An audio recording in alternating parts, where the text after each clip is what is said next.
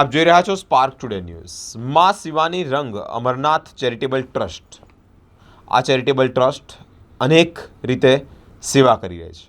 અયોધ્યામાં જે ભંડારો થયો ત્યાંની જ ભંડારાની એપીએમસી માર્કેટથી સામાન લઈ જવામાં આવ્યો છે અને આ જે સામાન લઈ જવામાં આવ્યો છે તે અયોધ્યા માટે ભંડારાનો સામાન છે।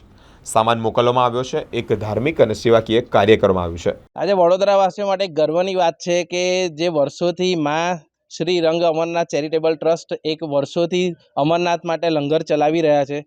એમને સરકાર તરફથી એક યોજનામાં ભાગ મળ્યો કે તમે બી ત્યાં લંગર ચલાવો અને એ લોકોએ આજે બપોરે અમને એક પ્રસ્તાવ રજૂ કર્યો કે અમારે આવી રીતે ત્યાં ડોનેશન અનાજનું આપવાનું છે।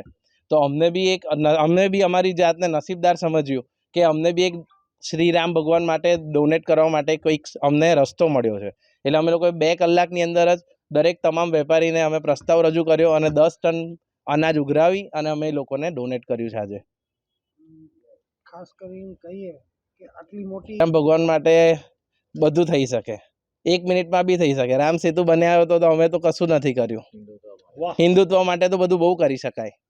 હજુ તો આ 2 કલાકમાં કર્યું છે, 2 વર્ષમાં તો આખું માર્કેટ ફરી ભેગું કરીએ તો બીજું બધું બહુ ડોનેશન થાય। જ્યારે જરૂર પડશે ત્યારે અમારું એપીએમસી આ સહાય માટે, આ સેવા માટે અડધી રાત્રે હાજર રહેશે। મારું નામ છે શાહ પ્રતીક, હું બરોડા ગ્રેન મર્ચન્ટ એસોસિએશનનો કારોબારી સભ્ય। માં શિવાની રંગ અમરનાથ ચેરિટેબલ ટ્રસ્ટ છેલ્લા 27 વર્ષથી અમરનાથમાં ભંડારો કરત આવી છે। અયોધ્યા માટે ભાજપ સરકાર તરફથી અમને ત્યાં ભંડાર કરવા માટે પરમિશન આપી છે। આજે 10 ટન સામગ્રી અહીંયાથી નીકળી રહી છે। સંતરામ મંદિર નડિયાદ એપીએમસીના તમામ એસોસિએશનના ડાયરેક્ટરો 2 કલાકમાં તરત વ્યવસ્થા કરીને આપી। રબારી સમાજના નરેશ રબારીજી અને બધા રામ ભક્તોએ સહાય કરી ને આ સામગ્રી અયોધ્યા માટે પહોંચવામાં આવ્યું છે। અયોધ્યામાં હનુમાનગઢીની પાસે શ્રી સંસ્કૃત મહાવિદ્યાલયમાં આપણો ભંડારો છે।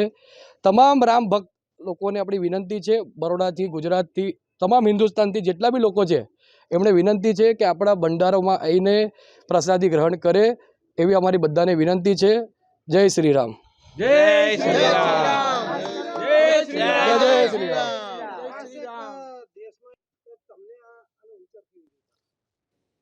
તરુણ ચુગ સાહેબ રાષ્ટ્રીય મહાસચિવ એમને અમને વિનંતી કરી કે તમે અયોધ્યામાં બી લંગર લગાવો અને તમારા ગુજરાતી ભોજનનો લોકો આનંદ લે એના માટે તમે ત્યાં અવશ્ય આવો। એટલે અમે તમામ ગુજરાતી લોકો તથા પૂર્ણ ભારતના સમગ્ર ભારતના લોકોને આપણા ગુજરાતી ભોજનનો સ્વાદ મળે સારી રીતે અને અમે એમની સેવા કરી શકીએ એવો અમને વિચાર આવ્યો અને પ્રભુના શ્રી રામના કૃપાથી અમે આ કરી રહ્યા છીએ। ખાસ કરીને શહેરીજનોને શું કહેવા માંગશો? બધા શહેરીજનોને વિનંતી છે કે 500 વર્ષ પછી આ મંદિર રામ મંદિર બન્યું છે।